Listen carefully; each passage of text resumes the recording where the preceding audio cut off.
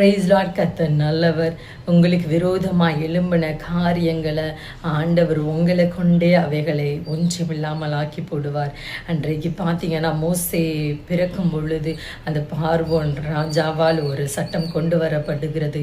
மோசையுடைய ஜீவனுக்கு விரோதமாக பிறக்க போகிற எல்லா ஆண் பிள்ளைகளையும் 2 வயதிற்குட்பட்ட எல்லா ஆண் பிள்ளைகளையும் அந்த நதியிலே போட்டு கொன்றுவிடணும் என்று பிசாசனுடைய திட்டமாக இருந்தது. மோசைக்கு விரோதமான ஒரு திட்டமாக இருந்தது, அவருடைய ஜீவனுக்கு விரோதமாக இருந்தது. ஆனால் பாருங்க, ஆண்டவருடைய பிளான் என்னன்னு பாருங்க.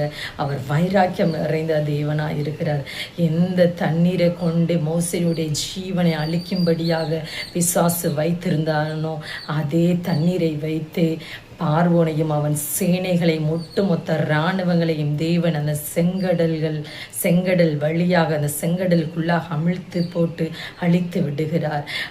நம் தேவன் வைராக்கியம் நிறைந்த தேவனாக இருக்கிறார். இன்றைக்கு நீங்கள் ஆண்டவருக்காக வைராக்கியமாக இருந்தீர்கள் என்றால் ஆண்டவர் உங்கள் வாழ்க்கையிலும் உங்களுக்காகவும் வைராக்கியம் பாராட்டுகிறவராக இருக்கிறார்.